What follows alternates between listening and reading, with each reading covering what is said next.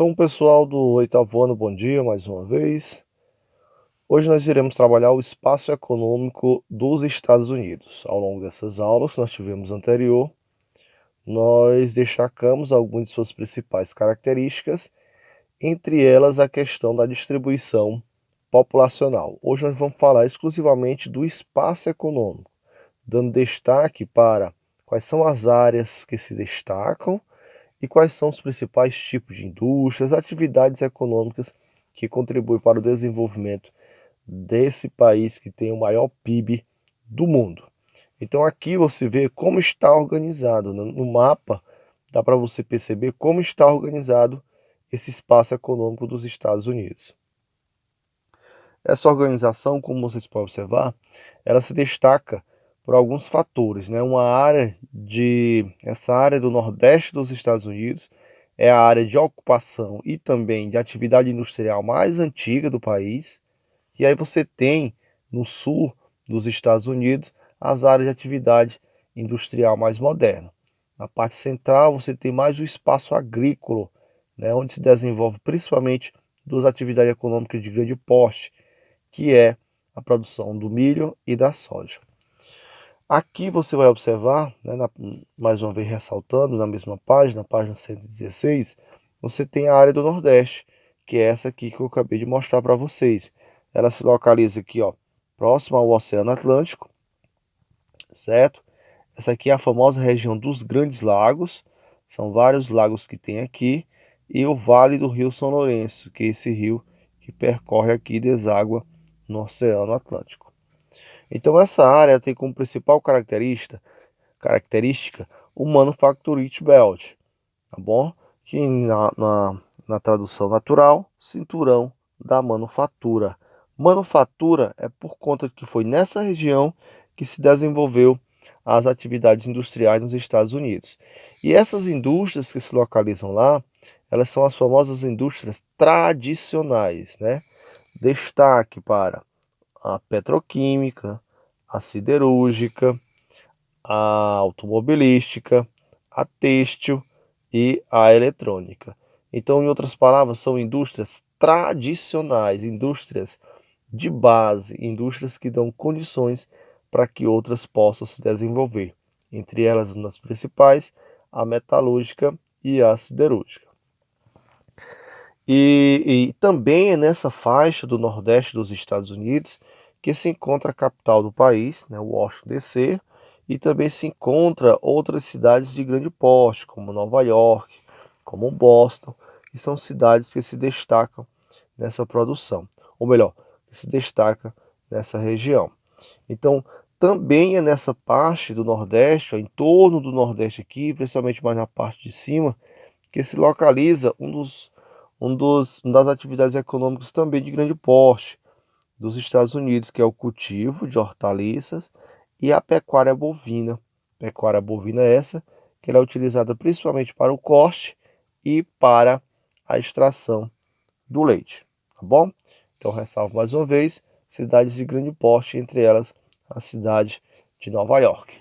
Se você focar no mapa bem próximo, você vai identificar isso que eu estou destacando, né? A capital do país, que aqui está, deixa eu ver se dou uma qualidadezinha de imagem melhor, tá bom? A capital do país, Washington, aí você tem essas cidades aqui, Nova York, você tem Boston, você tem Pittsburgh, você tem Chicago, você tem Detroit, você tem cidades já canadenses, bem próximas, Toronto, Montreal, Quebec, são cidades que abrangem esse entorno. Na parte central, como eu destaquei, ó, essa área central dos Estados Unidos é a famosa planície central. Nela ressalvo também a produção, né, um solo de grande fertilidade, onde há o desenvolvimento da prática agrícola. Como eu destaquei, também há a predominância da pecuária bovina nessa região. E ressalvo mais uma vez, nessas planícies a produção do trigo e do milho como principais atividades econômicas. Já no Cinturão do Sul, né, na região do Sunbelt, que significa Cinturão do Sol, você tem uma área de grande desenvolvimento econômico, principalmente um desenvolvimento econômico mais moderno, né? Onde se desenvolve atividades econômicas mais modernas, tá bom?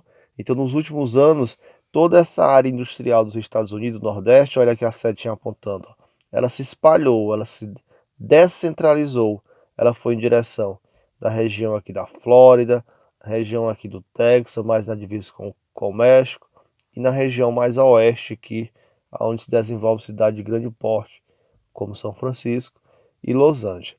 Então é nessa região que está localizado também as atividades de horticultura, o cultivo de vários produtos tropicais. Entre eles podemos destacar cana-de-açúcar, o tabaco, o algodão, além das indústrias têxteis e alimentícias, mas principalmente nessa região aqui, ó, do Vale do Silício. Silício, que é uma das regiões mais industrializadas, Vale do Silício.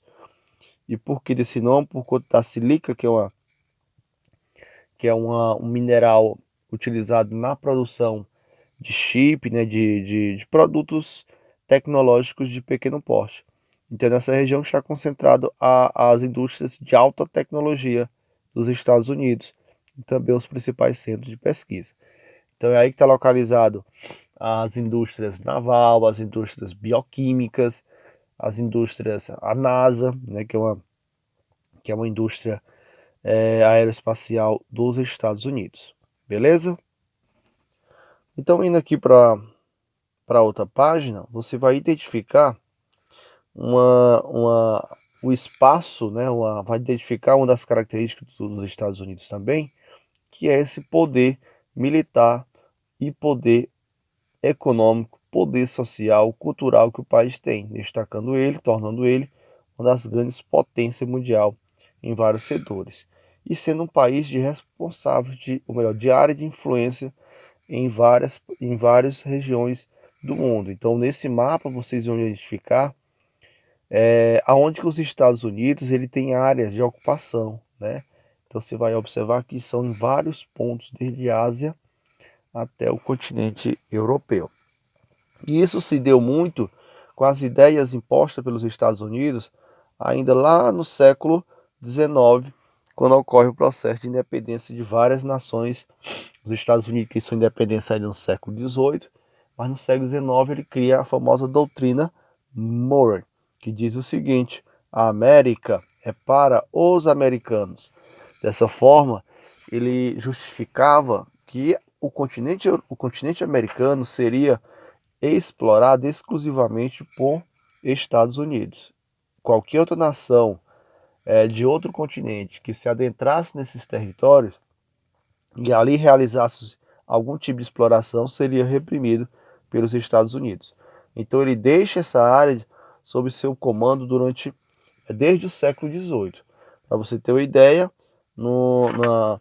na metade do século XX, quando ocorre o processo de desenvolvimento do socialismo, os países americanos eles são forçados a realizar um processo de ditadura militar para permanecer os territórios sob o comando dos Estados Unidos. Então, ele força as ditaduras militares para poder ter essa área ainda como influência, tá bom? Então, aqui nessa parte do texto, na página 119, ele vai focar a questão da consolidação desse país como potência. Essa consolidação ela vai se dar principalmente após a Segunda Guerra Mundial, com a Conferência de Bretton Woods, que torna o dólar a moeda fluente do mundo.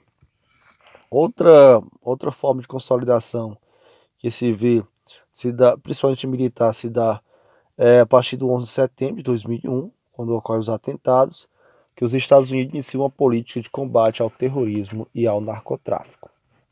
Aqui ele vai dar as principais influências globais que os Estados Unidos têm. E essa influência global se dá principalmente através das suas empresas multinacionais. Se você observar aqui, ó, 7 das 10 maiores empresas mundiais, 7 delas são empresas estadunidenses, tá bom?